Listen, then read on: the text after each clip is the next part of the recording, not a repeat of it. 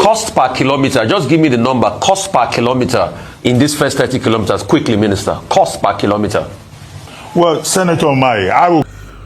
Well, this is a really interesting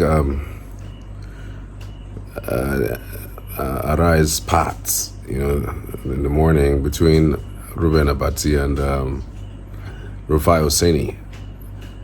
These two guys you can't say in Nigeria. You can't mention, TV personalities.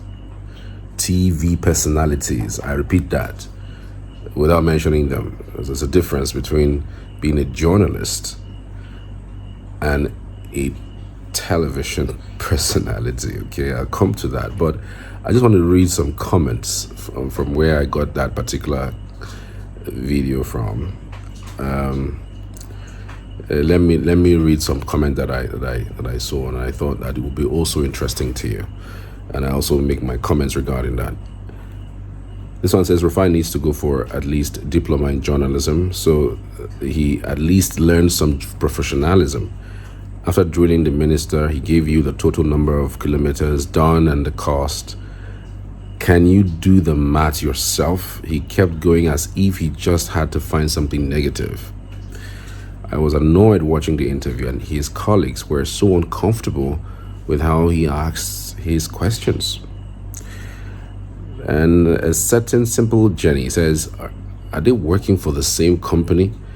It seems like one is a staff and the other is the owner bullying the staff, because who speaks to his colleagues like this? Jane Blaze says, honestly, I feel Rufai has been authoritative in when asking the minister a question. This one says, an auditor or OAP. The way he was asking the question, I'm sure he'll probably pass for an auditor.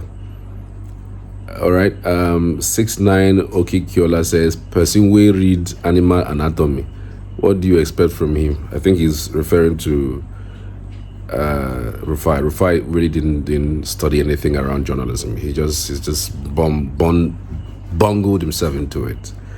And you can't really say he has not done well with the way and manner he's gone about it, but there are a few things here and there. But you know how it is in Nigeria.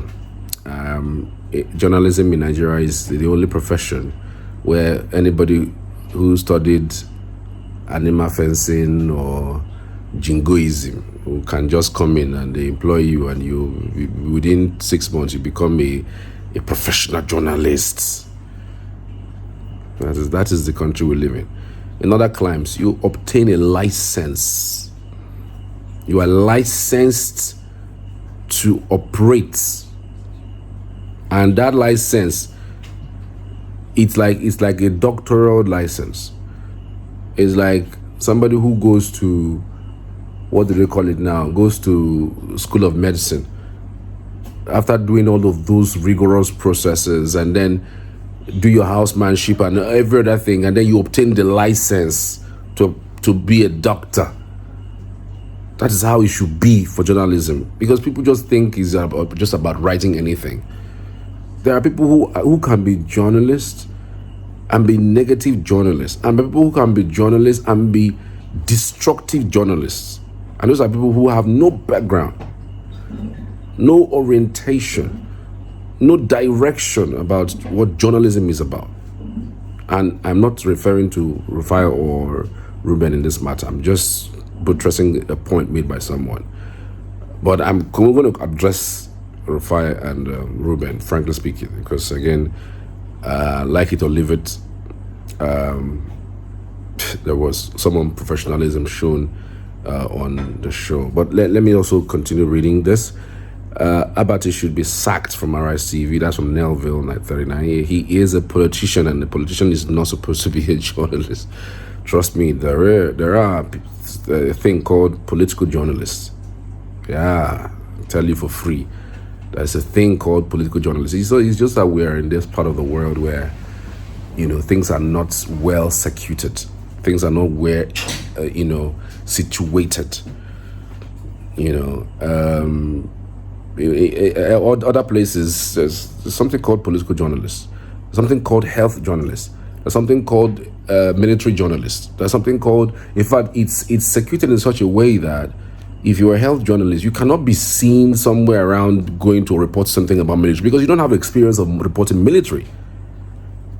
Look, it's a range of things, and quite frankly, we have a long way to go when it comes to that, But I think it's about time to even address some of the issues that have been raised.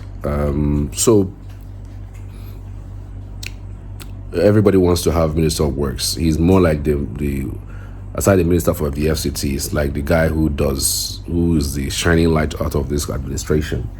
So everybody wants to have a go at him, poke him, ask questions and all of those things. But it's all good. Let me address the two guys, Reuben Abati and Rufai Oseni. As someone who works on TV, I understand the environment where that happened.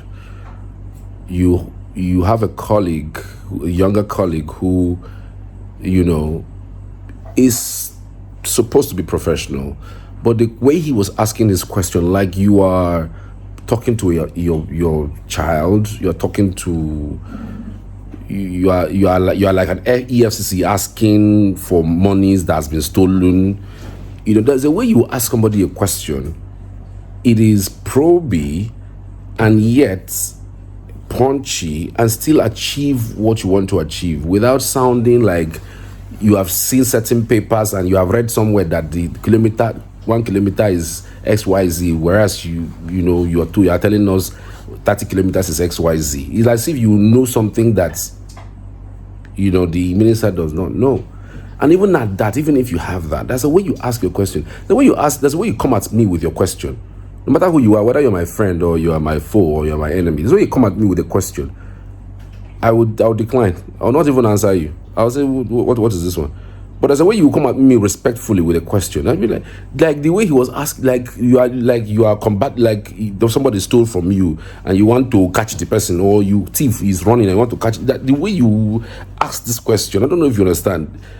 There's a way you ask a question. You have passed your message, even if the minister doesn't have that numbers, he will feel bad that he doesn't have that information. He will probably I don't have that information, but I can furnish you with information if you come to my office, or maybe if we meet, if I come back to the studio again for the interview, I'll furnish myself with information. There's a way you ask somebody the question, and they will say, this guy finished me to do, but the way asking, we are nodding your head and do your hands gesticulation like somebody took your something and you are trying to catch the person. I don't think it's professional, and that's the truth.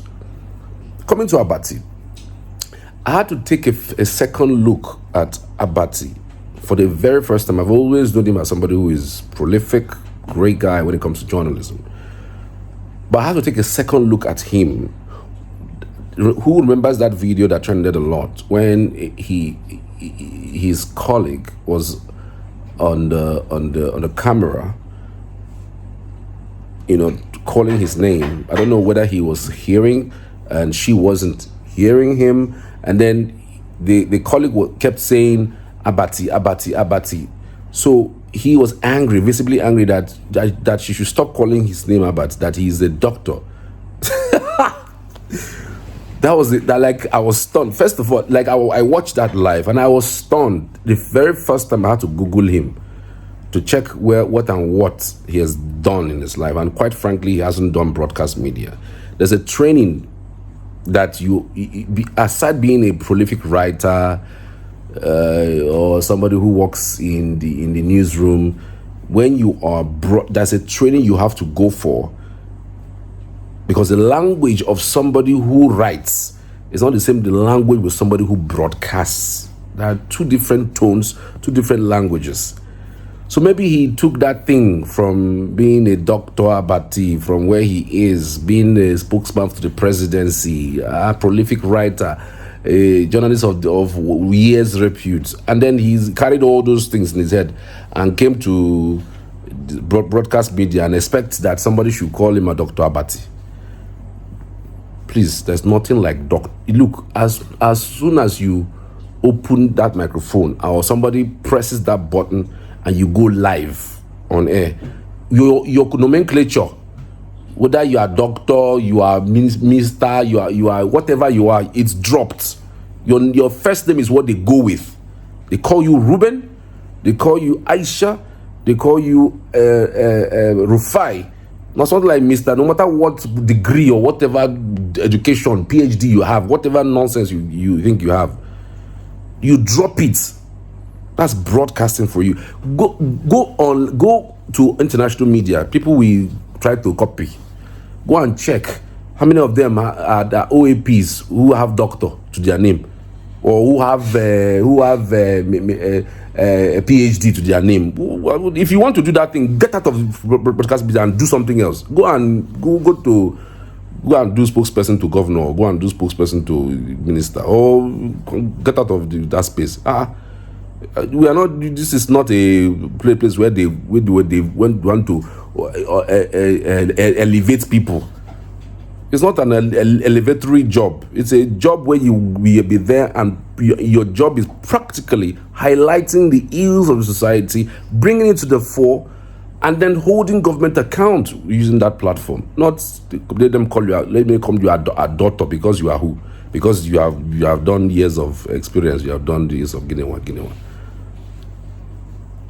So that's actually my point. Again, the respect that I have for these two guys has always been top notch. But again, it's beginning to show. When you don't have an actual training as a broadcast journalist. Remember what I said about not journalism are different fools, like I've explained to you. You can have health journalists, you can have military journalists, you can have journalists that are specialized. That is the reason why if you have a health journalist try to go and report a military situation, the health journalist will try to tell you the amount of persons who are sick, who were killed from the bomb. They won't tell you what really reporting for security entail. So we should be guided, and these two people should not be running away from trainings, broadcast trainings. Must, even if their colleagues that have spent lesser years can train them. And for mannerism, there are ways you can shut down a colleague. A colleague has just asked a question, and you don't think that question is relevant to that particular topic. You want to knock it off. You can just as an addendum, what you can just say is, okay, as an addendum, Rufai, thank you for the question, but was as an addendum, just also answer this particular question. Even though that the questions that have been asked is not quite relevant. When you just say as an addendum, please add to your reply when you are answering this question. And then you ask the question. And in case the minister doesn't go back to answer Rufai, you must have communicated Rufai. Let it go because it's not relevant. You have just saved that situation. Save the thing. The entire the embarrassment of putting you people out now. Now, do you know what the world will be thinking? Both of you are fighting. Both of you are quarreling. No matter how you come tomorrow and say and laugh and smile, people will be choking and stoking it that you people are quarreling, people are fighting. And before you know it, now that fight will now remain there. But there are certain things that are very avoidable, very largely avoidable. That thing that happened. It's largely avoidable, and I think by and large, however I wanted to look at it, it again have to come with the majority of the people in question. Now, Rufai will now be thinking to himself about is in bed with the APC government. After all, he has gone to interview President Tinubu, so he's in bed with them. And only God knows how much he must have collected from that larger. Of course, to give them money, leave that in. We had all journalists, we know how this thing runs. So nobody should come and tell me they went to do journalism work. Good journalism work. Which question did they ask that you cannot ask? You guys are watching that cannot ask. Which question is that? Please see. They just went there to the top guys. They calm down. So however it is, it's also going to be about their management, trying to talk to both of them going forward. Who knows? Something might happen. One of them might be gone. Both of them might stay. depending on how matured they take the situation. That's my point. I don't know what you guys think, though. Let me know what you think in the comments. I'd love to hear from you as always. All right.